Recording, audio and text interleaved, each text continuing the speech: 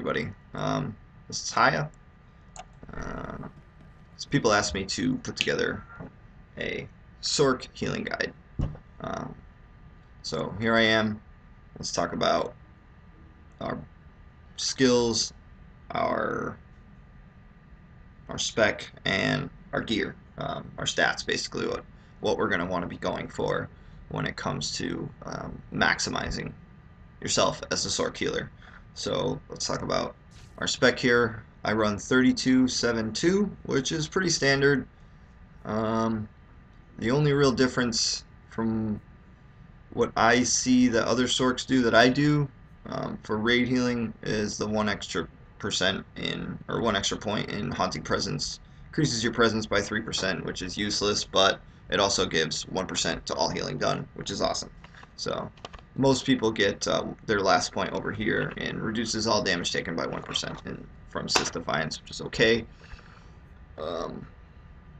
Couple important things that you want to get is 8% to all healing received. Since they took away our free consumption health-wise in 1.2, you want to be able to top yourself off or have another healer be able to top you off when you use consumption now as soon as possible, and that helps a lot. Extra AoE damage and healing from Force of Fusion, really huge, because one of your biggest heals is Revivification, huge AoE heal, so you want to try and maximize that. I won't go over pretty much everything else. It's all self-explanatory. I guess here, Dark Resilience, you want to 4% extra or less health from consumption, so you can use consumption more and not kill yourself, which is pretty huge. Next, let's go over our stats. Let's see here. No buffs and just a stim. Let me try and buff myself here. I don't have the warrior buff, so my bonus healing is only 791. When you have the warrior buff, it's extra 5%. I actually know the number. It's 723 for my bonus healing when I have the warrior buff with my particular stats. Let's go over all of our stats here. I have 2075 willpower when I'm stimmed, which is actually lower because I don't have an augment in this slot or my gloves or my boots right now. Come 1.3, I'll have more willpower because I'll be able to augment everything. But other stats, power, that is the #1 thing that you want to stack because there's no diminishing returns on it. It increases all of the damage you do, all of the healing you do. You want to be able to stack power as much as you possibly can with your gear. Let's see here. My crit chance. I don't run a lot of crit because Sorcs don't need it. We'll go over reasons why a little bit later. Surge. I run more Surge than Alacrity now. I used to run more Alacrity, but I feel that the bigger heals, if you're smart about it, are more efficient than faster heals. If you're in a raid that's taking a lot of raid damage, then Alacrity is actually more important. But I run with some pretty smart guys, and they know how to mitigate their damage, so I run a lot more Surge now. Alacrity's still good, though, don't get me wrong. I do love Alacrity. I still run some of it just to be more flexible in my healing. So, going over that, power, you want to stack first, and then either Alacrity or Surge, or both. If you can keep Alacrity and Surge at like a 50-50, it's fine, but you can run more of another. It's kind of about preference at that point. Now let's go over our skills here. First one, Dark Heal. Really crappy heal. I really should just take it off my bars. It doesn't heal for that much, and it's really force inefficient. It's not efficient for force, and that's something you want to be able to maximize, is your efficiency when you're healing. So let's see here. Let's cast a Dark Heal. Heals for 1800. We'll call that 1800 for simplicity's sake. But it costs 46 force, which is kind of a lot. And it's a fast heal. It's cool that it's fast, and you can use it just to top somebody off when it crits there. 3250, we'll call that. We'll round it up to 3300. for 46 force when it crits. The reason why Dark Heal sucks is because you have Dark Infusion. Dark Infusion, 2.3 second cast with my Alacrity, which is a little bit less than a whole second more than Dark Heal. But when you cast it on someone, look at that, it heals for more than Dark Heal's crit when it doesn't crit. And it costs only 6 force more, which pretty self-explanatory, much more efficient heal. Dark Infusion's got it all over Dark Heal when it comes to healing efficiency.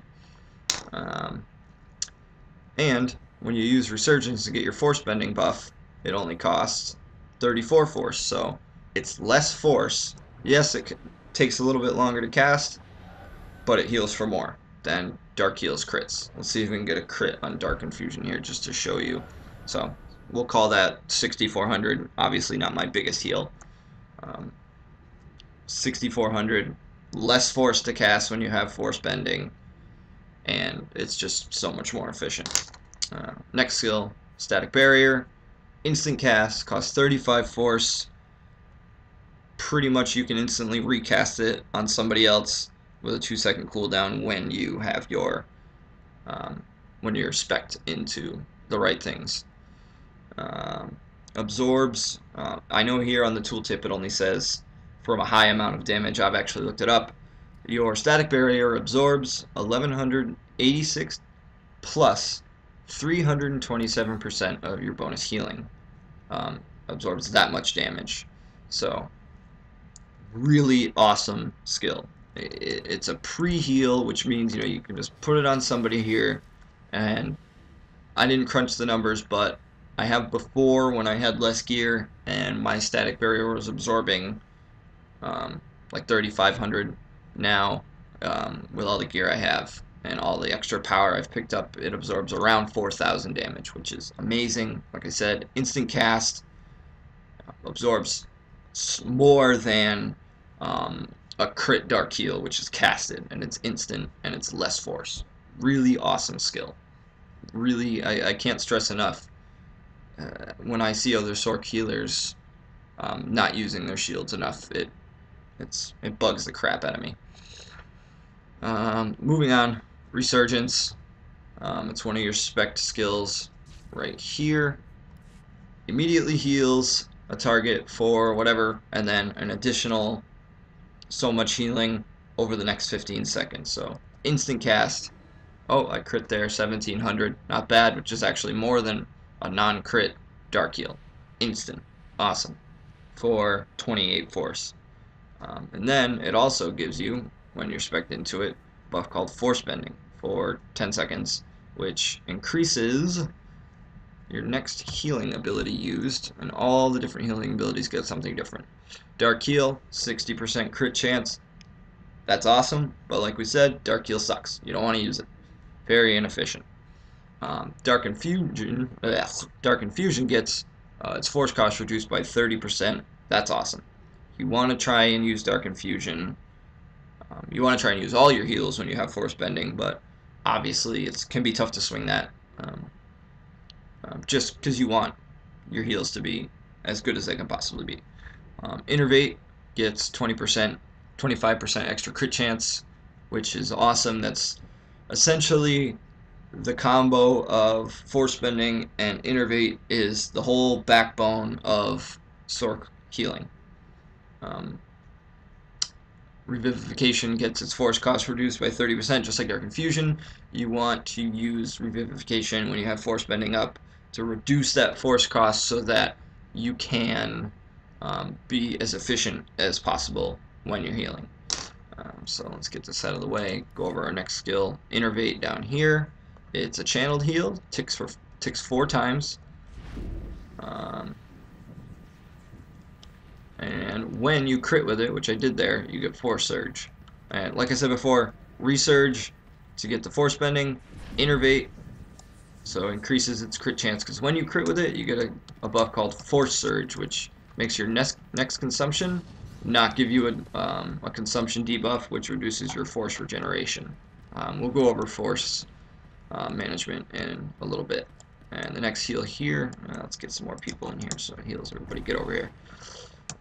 Revivification, big AoE heal, 1.9 second cast with my alacrity, heals up to 8 people in the circle here. But as you can see, I'm outside the circle, pretty far outside the circle, and I'm still getting healed. So it's bigger than the circle than what it shows there. 15-second cooldown.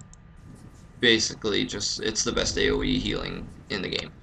So that's why Sorc healing is awesome, for among many other reasons. So let's go over some rotations here. This is my tank over here. Say he just got hit big. He got put down to 60% health. You haven't cast anything on him yet. What you want to do is first thing first, static barrier, instant cast. Absorbs, like I said, around 4,000 health or 4,000 damage, which is basically like a raid boss hitting your tank. It's probably about 4,000, give or take. So it's basically like you want to get that on them so they can take another hit while you're topping off their health. So you want to hit them with that. Hit them with the static barrier first. You want to resurge to get the force bending buff, and then innervate to get that extra crit chance. And then, depending on where their health is at, how much you healed them for, you want to either use consumption right away, or another dark infusion and then use consumption, depending on where their health is at, because you want to try and get them topped off. Right. So that's one rotation. Go over static barrier, resurgence, get the force bending and the extra heal, innervate, and then either consumption right away or hit them with a dark infusion and then consumption. You want a consumption after almost all of your healing rotations. You want to use consumption pretty much every time you have force surge, and that's how you keep your force up, as you can see, back to 100% almost immediately. Let's go over another rotation here. Say your raid's taking AoE damage. What you want to do is, this is my tank over here still, and this is my raid. You want to get a static barrier on your tank, resurge him, so that way he gets the extra 10% armor from your resurgence buff. And then while force bending's up, you want to reviv under as many people as possible while including yourself in it. And then hit this guy with an innervate. Your research probably not going to be back up. Like I said, it's okay to use skills without force bending. You don't have to. Don't get stuck in that pattern. It's okay. A lot of situations call for not using a heal with force bending. And then immediately after that, let's go over the whole thing again. You want to static barrier your tank, resurge him, reviv under as many people as possible, as long as yourself's there too. Innervate the tank, and then after that rotation, consumption twice. As you can see, I'm all the way back up to 100% force, but only got one stack of your consumption debuff, which is okay. Let's talk about force management a little bit. When you have only one stack of your consumption debuff, it reduces your force regen rate by 25%, which is a quarter of, let's see here, once it goes away I'll be able to tell you, 8 force regen per second, which is your natural force regen rate. Brings it down to 6. Really, in the end, because it only lasts so long, you only lose 8 force, but you gain more force from using the consumption. So it's actually okay to use consumption without force surge. I do it all the time. If you see me in a raid, I'm probably sitting constantly at 1 stack of the consumption debuff, which is okay. If you see me at 2, it means I screwed up, because you don't want to be at 2. That's when you start hurting your force. So that's 2 rotations to use in different situations. And let me talk about again why I don't run crit. I only run 100% or 106 crit rating, which is plus 4.43%. My willpower, when you get enough willpower, the natural crit that you get from that is enough, because the most important skill you have, static barrier, can't crit. You don't need it to crit, so I have crit rating. And then the other important skill, innervate, gets an extra 25% chance from force bending, which is it ticks 4 times, and you're almost guaranteed to crit once with them. Statistics say that you're going to crit with one of them. So that's why I don't run a lot of crit. Power is much more important to boost your shield and boost all of your other heals. Um, let's see here. We could talk about a couple of tips that I'd like to go over. I call it the ABCs of Sorc healing, which is always be casting. You should always be doing something. If your tank isn't really taking too much damage, shield your raid. Shield yourself. You can do it instantly, and it absorbs 4,000. Your raid's going to take damage. Your other healer's going to take damage. You're going to take damage. You want to try to always be doing something, whether it be DPSing, throwing in an affliction. And obviously, if you're hurting for force, you don't need to do that. But if you're hurting for force and you don't have a consumption debuff and your health is fine, use it. Get your force back up. Always be doing something. Don't just stand there. Help your raid out. Help everybody out. I mean, that's pretty much it. We can go over the rotations again. First rotation on the tank. If he's taking damage, you want to top him off static barrier, resurge, innervate, throw him a dark infusion, not dark heal because it sucks, and then consumption right away. You want to be using consumption as much as possible. Other rotation, oh, I can't static barrier him right now because of the debuff. You want to static barrier him, resurge the tank, get reviv under as many people as possible, innervate, tap, and then tap again. Puts you at 1 stack, which is okay, like we talked about, and it's healing. Everything's getting your raid. Reviv is healing everybody in your raid, and your force is back up. Very important. That's pretty much it. A couple of shout outs. I'd like to thank Redden for putting these videos together for us. He's doing a great job. And my other healer in our core raids, Maybe. Operative healer, the guy's a monster. Make sure I don't die. If you're a Sorc, talk to your other healer. Make him watch your health so that way you can basically consumption and not have to worry about it if your other healer's paying attention, which Maybe does. That's why he's awesome. That's pretty much it, guys. I'd like to thank you for watching. Hit like and all that crap. Subscribe to see other videos, and if I can make another Sorc healing video, I will.